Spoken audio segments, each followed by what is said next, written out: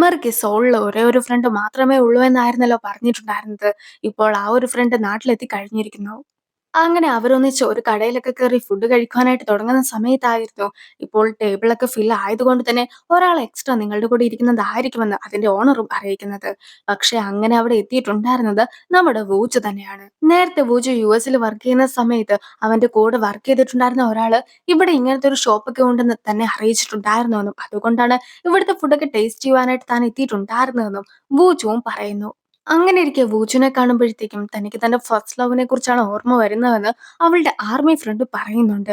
Army front സ്നേഹിച്ചിട്ടുണ്ടായിരുന്ന ആള് മുടിയൊക്കെ shave ചെയ്ത് ഒരു ബുദ്ധ സന്യാസിയായി മാറിയിട്ടുണ്ടായിരുന്നു. അതുകൊണ്ടാണ് ഫ്രണ്ടും മുടിയൊക്കെ കട്ട് ചെയ്തിട്ട് ആർമിയിൽ പോയിട്ടുണ്ടായിരുന്നെന്ന് അവരെ അറിയിക്കുന്നു. സോ ഇപ്പോൾ ആർമി ഫ്രണ്ട് മെറിയുടെ ഫസ്റ്റ് ലവിനെ കുറിച്ച് സംസാരിക്കുകയാണ്. അതായത് അവൾ സ്കൂളിലൊക്കെ പഠിക്കുന്ന സമയത്ത് ഒരു കുട്ടി കാർ ആക്സിഡന്റിലൊക്കെ പെട്ടുപോയിട്ടുണ്ടായിരുന്നു. സോ ആ ഒരു കുട്ടിക്ക് അവളും അവളുടെ ഫേവറേറ്റ് ആയിട്ടുള്ള ടോയും നൽകി. പക്ഷെ ആ കുട്ടിയാകട്ടെ അവളുടെ അടുത്തൊരു താങ്ക് യു പോലും പറയാതായിരുന്നു പോയിട്ടുണ്ടായിരുന്നത്. അന്നു മുതൽ മെറി എല്ലാവർക്കും ഓരോരോ കാര്യങ്ങൾ ചെയ്തു കൊടുക്കുന്നുണ്ടെങ്കിലും അവരെല്ലാവരും അവളുടെ അഡ്വാൻറ്റേജ് എടുക്കുന്നതല്ലാതെ അവൾക്ക് തിരിച്ച് ഒരു നന്ദി പോലും പറഞ്ഞിട്ടില്ല എന്നൊക്കെ ഫ്രണ്ടും അറിയിക്കുന്നു. ഈ ഒരു സമയത്തായിരുന്നു അവളുടെ ഫസ്റ്റ് ലവ് താൻ തന്നെ ആയിരുന്നു എന്ന സത്യമെല്ലാം തന്നെ വൂചുവും മനസ്സിലാക്കുന്നത്. അന്ന് കാർ ആക്സിഡന്റ് കാരണം അവൻ ഒരുപാട് വിഷമിച്ചിരിക്കുന്നത് കണ്ടതുകൊണ്ടായിരുന്നു ഞാനും അവൻ എന്റെ ടോയൊക്കെ ഗിഫ്റ്റായിട്ട് നൽകിയിട്ടുണ്ടായിരുന്നത്. അതുകൂടാതെ അവന്റെ ഹെഡൊക്കെ വളരെയധികം ഭംഗിയുള്ളതാണ്. അതെപ്പോഴും തൊടുവാനായിട്ടൊക്കെ നമുക്ക് തോന്നും. ഞാൻ പിന്നീട് ഒരിക്കൽ പോലും അവനെ കണ്ടിട്ടില്ലെങ്കിലും എവിടെയെങ്കിലും വെച്ച് അവനെ കാണുകയാണെങ്കിൽ എനിക്ക് അവന്റെ ഹെഡ് വെച്ചിട്ട് തിരിച്ചറിയുവാനായിട്ട് സാധിക്കുമെന്നൊക്കെയാണ് മെറിയും അറിയിക്കുന്നത്. കുട്ടിക്കാലത്ത് തന്നെ അവനെ കാണുവാനായിട്ട് ഭംഗി ഉണ്ടായിരുന്നത് കൊണ്ട് അവന് വലുതാകുന്ന സമയത്തും വളരെയധികം ഹാൻസം ആയിരിക്കുമെന്ന് തനിക്ക് ഒരുപാട് പ്രതീക്ഷയുണ്ടെന്ന് അവൾ പറയുമ്പോഴത്തേക്കും അവനും ഒന്ന് പുഞ്ചിരിക്കുന്നു. ആർമിയിൽ നിന്നും വന്ന സമയത്ത് രണ്ട് സാധനങ്ങളായിരുന്നു ആർമി ഫ്രണ്ട് കൊണ്ടുവന്നിട്ടുണ്ടായിരുന്നത്. ഒന്നാകട്ടെ ഡ്രിങ്ക്സ് ആയിരുന്നു. അത് വൂജുവിന് വേണ്ടി അവൾ നൽകുന്നു. അതിന്റെ കൂടെ ഉണ്ടായിരുന്ന ഒരു കാക്ടസ് ചെടിക്ക് ഇപ്പോൾ മെറിക്കും അവൾ സമ്മാനിക്കുകയാണ്. നീ അറിയാതെ ഒന്നും ഇതിൽ കയറി ഇരുന്നേക്കരുത് എന്ന് തമാശയായിട്ട് ബൂജ് പറയുമ്പോഴത്തേക്കും നേരത്തെ നടന്ന ആ ഒരു സംഭവത്തെ കുറിച്ച് ഓർത്തിട്ട് അവരും പരസ്പരം ചിരിക്കുന്നു. തന്റെ ഫസ്റ്റ് ലവ് മെറി ആയിരുന്നത് പോലെ തന്നെ മെറിയുടെ ഫസ്റ്റ് ലവ് താനും ആയിരുന്നു എന്ന് മനസ്സിലാക്കിയിട്ടുണ്ടായിരുന്ന ബൂജുവും ഇപ്പോൾ ഒരുപാട് ഹാപ്പി ആയിട്ട് അവരുടെ വെഡിങ് ഫോട്ടോ ഒക്കെ നോക്കുന്നു.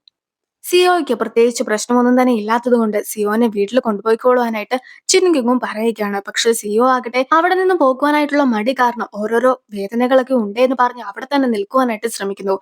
ഇനി സെക്രട്ടറിയും ഓരോ വേദനകളുടെ പേര് കേൾക്കുമ്പോൾ തന്നെ ഓരോരോ സ്കാനിങ്ങിന്റെ പേരൊക്കെ പറഞ്ഞിട്ട് നമുക്ക് അത് ചെയ്യാം ഇത് ചെയ്യാമെന്ന് പറഞ്ഞ് ഡോക്ടറിനെ കൺവിൻസ് ചെയ്യിക്കുവാനായിട്ട് ശ്രമിക്കുകയാണ്. പക്ഷെ ചിൻകുകിന് ഇതെല്ലാം തന്നെ കള്ളത്തരമാണെന്ന് നേരത്തെ തന്നെ മനസ്സിലായതാണ്. സോ അവിടെ ഉണ്ടായിരുന്ന ഓരോരോ ബോക്സ് ആയിട്ട് അവളും തുറന്നു നോക്കുന്നു. ചിലതിൽ സ്നാക്സ് ഒക്കെ ആയിരുന്നു ഉണ്ടായിരുന്നത്, മറ്റു ചിലതില് ഡ്രിങ്ക്സ് പോലും ഉണ്ടായിരുന്നു. ഇതെല്ലാം തന്നെ ഇന്ന് തന്നെ ഇവിടെ നിന്ന് മാറ്റണം. കൂടാതെ അടുത്ത ദിവസം തന്നെ നിങ്ങൾ ഡിസ്ചാർജ് ചെയ്യുവാനായിട്ട് പോവുകയാണ്. ഇനിയും ഇവിടെ നിൽക്കാനായിട്ട് പാടില്ല എന്ന് അവൾ നിർബന്ധം പിടിക്കുന്നു. സെക്രട്ടറിയും കുറച്ചു നാൾ കൂടി ഇവിടെ നിന്നോട്ടെ എന്നൊക്കെ ചോദിക്കുന്നുണ്ടെങ്കിൽ പോലും ഇതൊരു ഹോസ്പിറ്റലാണ്. ഇത് രോഗികൾക്ക് വേണ്ടിയുള്ളതാണ്. അല്ലാതെ നിങ്ങളെ പോലെ ഉള്ളവർക്ക് വേണ്ടിയുള്ളതല്ല.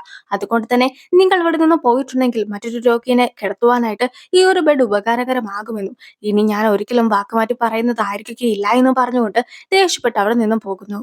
അവളോട് പറഞ്ഞിട്ട് വല്ല കാര്യമൊന്നുമില്ല. അവളൊന്നും സമ്മതിച്ചു തരുകയില്ല. ഈ ഒരു ഹോസ്പിറ്റലിന്റെ ഡയറക്ടറുടെ മകളാണ് അവൾ. അതുകൊണ്ട് തന്നെ നീ നേരിട്ട് ചെന്നിട്ട് ഹോസ്പിറ്റലിന്റെ ഡയറക്ടറിന്റെ അടുത്ത് കുറച്ചു നാൾ കൂടി നീട്ടി തരാമോ എന്ന് ചോദിക്കുവാനായിട്ട് സിഒയും ആവശ്യപ്പെടുന്നു. ഹോസ്പിറ്റലിലെ തന്നെ സീനിയർ ആയിട്ടുള്ള ഡോക്ടറും ഇപ്പോൾ ചിനിക്കുങ്ങിനെ വന്ന് കണ്ടിട്ട് എനിക്ക് അത്യാവശ്യമായിട്ട് ഒരിടം വരെ പോകുവാനായിട്ടുണ്ട്. സോ ഇന്ന് രാത്രി നീ എന്റെ ഡ്യൂട്ടി ചെയ്യാമോ എന്നൊക്കെ അവളോട് ചോദിക്കുമ്പോഴത്തേക്കും എനിക്ക് ഒരിക്കലും അങ്ങനെ ചെയ്യുവാനായിട്ട് സാധിക്കുകയില്ല. വളരെ പ്രധാനപ്പെട്ട ഒരു അപ്പോയിന്റ്മെന്റ് ഇന്ന് എനിക്ക് ഉണ്ട് എന്ന് പറഞ്ഞുകൊണ്ട് അവളും അവിടെ നിന്നും പോവുകയാണ്. അവൾ അങ്ങനെ നേരെ പോയിട്ടുണ്ടായിരുന്നത് ബോജുവിനെ കാണുവാനായിട്ടായിരുന്നു. ബോജു തനിക്ക് വേണ്ടി സീറ്റൊക്കെ ബുക്ക് ചെയ്തിരിക്കുകയാണെന്നായിരുന്നു അവൾ കരുതിയതെങ്കിൽ പോലും പിന്നീട് ബോജുവിനോട് സംസാരിക്കുമ്പോഴത്തേക്കുമാണ് നിനക്ക് ട്രീറ്റ് തരണമെന്നൊക്കെ പറഞ്ഞുകൊണ്ട് മുത്തശ്ശിയായിരുന്നു ഈ ഒരു സീറ്റൊക്കെ ഇവിടെ ബുക്ക് ചെയ്തിട്ടുണ്ടായിരുന്നെന്നൊക്കെ അവളെയും അറിയിക്കുന്നത്. സോ അവരങ്ങനെ ഫുഡൊക്കെ കഴിച്ചുകൊണ്ടിരിക്കുന്ന സമയത്ത് അവളെക്കുറിച്ചും ബുജു സംസാരിക്കുന്നു. അതായത് അവൾ ഇതിനു മുമ്പ് പലരുടെയും അടുത്ത് ഡേറ്റിനൊക്കെ പോയിട്ടുണ്ടായിരുന്നു. പലതും ബ്രേക്കപ്പ് ആയി. സോ അതെല്ലാം തന്നെ പറഞ്ഞിട്ട് അന്ന് നടന്ന കാര്യങ്ങളൊക്കെ ഓർമ്മിപ്പിച്ച് അവളെ കളിയാക്കുകയായിരുന്നു ബൂജു. പക്ഷെ ഈ ഒരു സമയത്താകട്ടെ വൂജുവിന്റെ പാസ്റ്റിനെ കുറിച്ച് തനിക്കും അറിയാമെന്ന് പറഞ്ഞുകൊണ്ട് അവന്റെ എക്സും അതിനു മുമ്പിലത്തെ എക്സും എല്ലാം തന്നെ അവളുടെ അടുത്ത് വന്ന് വൂജുവിനെ കുറിച്ച് കുറ്റം പറഞ്ഞിട്ടുണ്ടായിരുന്നതിനെ കുറിച്ച് എല്ലാം തന്നെ അവളും സംസാരിക്കുന്നു. എല്ലാവരും നിന്റെ അടുത്ത് ഒരുപാട് ദേഷ്യപ്പെട്ടൊക്കെയായിരുന്നു നിന്നിട്ടുണ്ടായിരുന്നത്. ആ ഒരു ദേഷ്യം ഒന്നും തന്നെ നേരിട്ട് നിന്റെ അടുത്ത് തീർക്കുവാനായിട്ട് സാധിക്കാത്തത് കൊണ്ട് എന്റെ അടുത്തായിരുന്നു പറഞ്ഞിട്ടുണ്ടായിരുന്നതെന്ന് പറഞ്ഞ് തിരിച്ച് ബൂജുവിനെയും കളിയാക്കുന്നു. പിന്നെ നിന്റെ മുത്തശ്ശിക്കും ഈ ഒരു കാര്യങ്ങളെല്ലാം തന്നെ അറിയാം. അതുകൊണ്ടാണ് നിന്നെ ബ്ലൈൻഡ് ഡേറ്റിനൊന്നും തന്നെ മുത്തശ്ശി വിടാത്തത്. പിന്നെ ഞാൻ ആലോചിച്ചിട്ട് നിന്റെയും എന്റെയും പ്രശ്നം തീർക്കുവാനായിട്ട് ഒരു വഴിയൊക്കെ ഉണ്ട്. നിന്റെ കൺമുമ്പിൽ തന്നെയുള്ള ഒരാളെ നീ സ്വീകരിച്ചാൽ മതി എന്നൊക്കെ അവളും പറയുവാനായിട്ട് തുടങ്ങുന്നു. പക്ഷെ അപ്പോൾ മറ്റൊരു ഡിസ്ട്രാക്ഷൻ എന്ന രീതിക്ക് അവിടെ മ്യൂസിക് ഒക്കെ പ്ലേ ചെയ്തുകൊണ്ടിരുന്നവരുടെ മ്യൂസിക് തീരുകയും എല്ലാവരും തന്നെ കൈയടിക്കുകയും ചെയ്യുന്നു. ജിൻഗും ഇപ്പോൾ പറയുവാനായിട്ട് വന്ന കാര്യം പറയണോ വേണ്ടയോ എന്ന സംശയത്തിലേക്ക് ഇരിക്കുന്നു. അപ്പോഴായിരുന്നു മോജു മറ്റൊരു കാര്യം അവളോട് പറഞ്ഞിട്ടുണ്ടായിരുന്നത്. അതായത്, ഞാൻ ആദ്യമായിട്ട് സ്നേഹിച്ചിട്ടുണ്ടായിരുന്ന പെൺകുട്ടി ഉണ്ടല്ലോ, എന്റെ ഫസ്റ്റ് ലവ്, അവളെ ഞാൻ വീണ്ടും കണ്ടെത്തി. അവളായിരുന്നു എനിക്ക് നേരത്തെ കണ്ടിട്ടുണ്ടായിരുന്ന ആ ഒരു കീ ചെയിന്റെ ടോയ് ഒക്കെ നൽകിയിട്ടുണ്ടായിരുന്നത്. നീ അന്ന് കണ്ടില്ലേ മെറി? അവൾ തന്നെയാണ് ആ ഒരാള്. കൂടാതെ അവള് കുട്ടിക്കാലത്ത് തന്നെ എന്റെ തലയുടെ പിൻഭാഗമൊക്കെ ശ്രദ്ധിച്ചിട്ടുണ്ടായിരുന്നെന്നും അത് കാണുവാൻ ഭംഗിയുണ്ടായിരുന്നുവെന്നും എല്ലാം തന്നെ അറിയിച്ചു. പക്ഷെ അവൾക്ക് ഇതുവരെയായിട്ടും ആ പയ്യൻ ഞാനാണെന്നുള്ള കാര്യം ഒന്നും തന്നെ അറിയിക്കില്ല. ഞാനും എന്ത് ചെയ്യണമെന്ന് അറിയാത്തൊരു എക്സൈറ്റ്മെന്റിലേക്കാണ് ഇപ്പോൾ ഇരിക്കുന്നതെന്ന് ഊജുവും അറിയിക്കുന്നു. അങ്ങനെയിരിക്കെ ആയിരുന്നു അവളെ നിനക്ക് ഇത്രത്തോളം ഇഷ്ടമായിരുന്നെങ്കിൽ എന്തുകൊണ്ടായിരുന്നു പണ്ടേ നീ അവളെ അന്വേഷിച്ചു പോവാതിരുന്നതെന്നുള്ള ഒരു ചോദ്യമൊക്കെ ചിൻകുങ്ങും അവനോട് ചോദിക്കുന്നത്. പക്ഷെ യഥാർത്ഥത്തിൽ അവനും അവളെ അന്വേഷിച്ച് പോയിട്ടുണ്ടായിരുന്നു. അതായത് കുറച്ച് വർഷങ്ങൾക്ക് ശേഷം പോലീസ് സ്റ്റേഷനിലൊക്കെ ചെന്നിട്ട് അന്ന് സ്റ്റേറ്റ്മെന്റ് കൊടുത്ത ആളുടെ അഡ്രസ് ഒക്കെ നോക്കി അവനും ആ വീടിന് മുമ്പിലായിട്ട് നിന്നു. പോലീസ് സ്റ്റേഷനിൽ നിന്നും മറ്റൊരു വിവരം കൂടി വൂജുവിന് അറിയുവാനായിട്ട് സാധിച്ചിട്ടുണ്ടായിരുന്നു. അതായത് കാർ ആക്സിഡന്റിന് ശേഷം രണ്ടാഴ്ചകളൊക്കെ കഴിഞ്ഞിട്ട് കൂടുതലായിട്ടുള്ള സ്റ്റേറ്റ്മെന്റ് ഒക്കെ തരുവാനായിട്ട് പോലീസ് സ്റ്റേഷനിലേക്ക് വരികയായിരുന്ന അയാളുടെ വണ്ടിയൊക്കെ ആക്സിഡന്റിൽ പെട്ടിട്ടുണ്ടായിരുന്നു. പിന്നീട് അയാൾ മരണപ്പെടുകയും ചെയ്തു.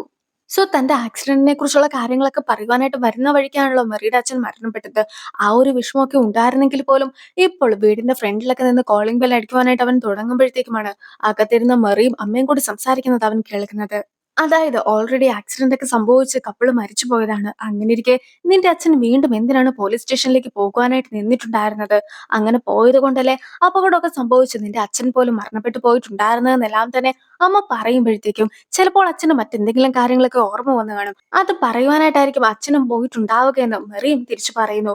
പക്ഷെ അങ്ങനെ അവർ രണ്ടുപേരും കൂടി സംസാരിക്കുന്നതൊക്കെ കേട്ടിട്ടുണ്ടായിരുന്ന വൂജവും അവരുടെ ഇടയിലേക്ക് പോകുവാനായിട്ട് മടിക്കുന്നു. അതായത് താൻ കാരണമാണ് അച്ഛൻ അങ്ങനെ ഒരു അപകടമൊക്കെ സംഭവിച്ചിട്ടുണ്ടായിരുന്നെന്നും അതുകൊണ്ട് തന്നെ തന്നെ കാണുകയാണെങ്കിൽ മെറി ഒരിക്കലും സന്തോഷിക്കുകയില്ല എന്നുമുള്ള തോന്നലായിരുന്നു അവന്റെ ഉള്ളിലും ഉണ്ടായിരുന്നത്. സോ അവന് മേടിച്ചോണ്ട് വന്നിട്ടുണ്ടായിരുന്ന ജ്യൂസ് എല്ലാം തന്നെ അവരുടെ ഗേറ്റിന് വെളിയിലായിട്ട് വെച്ചിട്ട് പോകുന്നു. ഞാൻ അവളെ കാണുന്ന സമയത്ത് അവളോട് കാര്യങ്ങളൊക്കെ പറയുമ്പോഴത്തേക്കും അവൾക്ക് എന്റെ അടുത്ത് ദേഷ്യമൊക്കെ തോന്നിയാലോ, അവൾ എന്നെ ശപിച്ചാലോ എന്നൊക്കെ വിചാരിച്ചിട്ടായിരുന്നു ഞാനും പിന്നീട് അവളെ തേടി പോകാതിരുന്നത്. ഇപ്പോഴും പോലും ഈ ഒരു കാര്യങ്ങളെല്ലാം തന്നെ അവളോട് തുറന്നു പറയണോ വേണ്ടയോ എന്ന സംശയത്തിലാണ് താൻ ഉള്ളതെന്ന് ബോജു അറിയിക്കുമ്പോഴത്തേക്കും ഒരിക്കലും അവളോട് ഇതൊന്നും തന്നെ പറയുവാനായിട്ട് പാടില്ല എന്നാണ് ചിൻകുങ് അറിയിക്കുന്നത്. നീ കാരണമാണ് അവളുടെ അച്ഛൻ മരിച്ചതെന്ന് വല്ലതും അവൾ ചിന്തിക്കുകയാണെങ്കിൽ നീ സത്യങ്ങളൊക്കെ തുറന്നു പറയുമ്പോഴത്തേക്കും അവൾ നിന്നെ വെറുക്കുന്നതായിരിക്കും. അതുകൊണ്ട് തന്നെ നീ ആയിട്ടൊന്നും പറയുവാനായിട്ട് നിൽക്കരുതെന്ന് ചിൻകുങ്ങും പറയുന്നു. വൂജുവിനും അത് കേൾക്കുമ്പോഴത്തേക്കും വിഷമമാകുന്നുണ്ടെങ്കിലും ഇപ്പോൾ ചിൻകുങ് പറഞ്ഞതാണ് ശരിയെന്ന് അവനും കരുതുന്നു.